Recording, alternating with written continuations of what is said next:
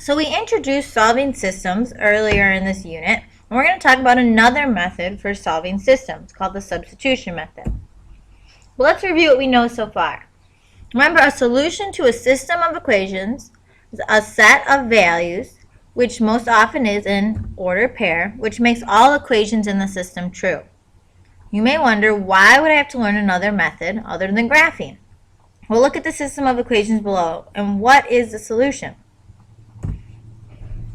Since the solution is a pair of decimals, we cannot find an exact solution, so we need another method that will give us a more exact answer. This is where substitution comes in. Recall, substitution is when you replace a quantity with another quantity of equal value. Think about substitution in terms of sports when one player replaces another player. In soccer, you don't replace your goalie with the forward. You replace them with a goalie, someone of equal value and equal position. So, we use substitution since we can only solve an equation with a single variable. We're going to use substitution to replace a variable in one equation with an expression from the second equation, removing one of the variables from the equation. I know that is a lot of words.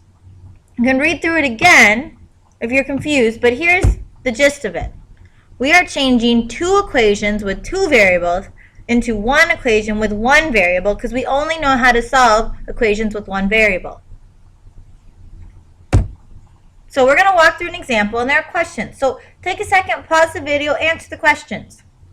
Look at the system of equations. Y equals 2x minus 3 and 3x minus 2y equals 5. What are some differences between the two equations? One of the biggest differences is that the top equation has an isolated variable. Y is by itself. And the bottom equation has variables on the same side. Or maybe you said one of them is in slope-intercept form and one of them is in standard form. They're in two different forms. That's important to notice because this is when substitution is going to be most useful. Now look at step 2. What happened to y? Well, in step 2, we have the second equation, 3x minus 2y equals 5, but now the y has been replaced with 2x minus 3. We substituted it. Y is equal to 2x minus 3. They're the same value, or they're equal. So we just replaced the y with a value of equal amount. So now, looking at step 2, how many equations are there? Well, there's one. And how many different variables are in that one equation? 1. So we took two equations with two variables and made it into one equation with one variable. Now look at step 3. What occurred to get to the answer in step 3? Well, hopefully you said we distributed and then solved for x by combining like terms, canceling the constant, and canceling the coefficient so that x is positive 1. So now looking at this new one, y equals 2x minus 3, where did that equation come from? Well, if we look back at our original system, y equals 2x minus 3 was one of our original equations from step 1. So now we substitute our value for x from step 3, x is 1, and solve for y. This will give us our coordinate. So what does our order pair represent? Well, it should be 1, negative 1, and I apologize for the typo.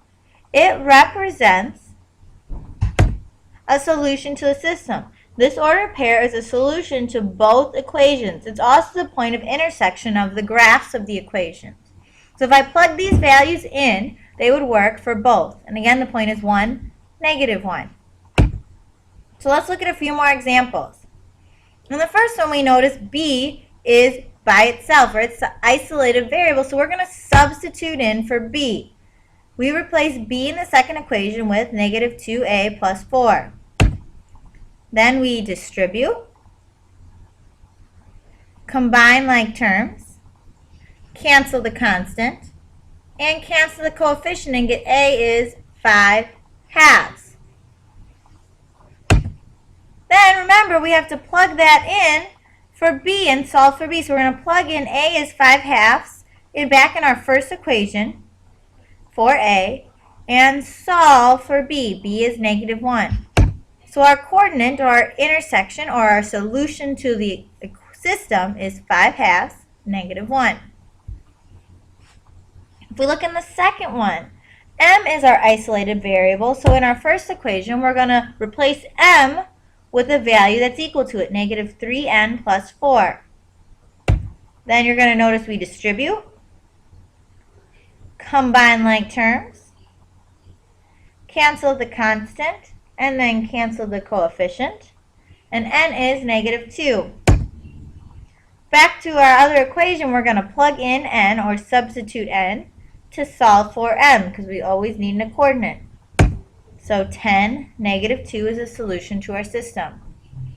Now in the second one, y is isolated in both equations. So we're just going to replace one with the other one, or set them equal to each other because they're both equal to y. 1/2 x plus 5 and 3x minus 3 are both equal to y. So we can just set them equal to each other. Or think about it as replacing the y in one of them with the value for y in the other. Now we have fractions. Not so much fun. But this is very doable by getting rid of the fractions and moving like terms to the same side, canceling the constant, and then canceling the coefficient. X is 16/5. Plug that back in for y. Plug that back in for x to solve for y, and y is 48/5. So our solution is 16/5, 48/5. It's your turn. I want you to try and solve these systems using substitution. Well, hopefully you saw that you're going to replace x with y, negative y plus 2. You get y is 7. And when you plug that back in for x, x is negative 5. So our point is negative 5, 7. In the second one, we're going to replace c with 7d minus 2. D ends up being 8/3, and then we replace in the equation, we replace D in the equation, we can solve for C, and we get 50/3. So my point is 50/3, 8/3. If you have questions about these, bring them to class. And that's it. You are finished. Congratulations.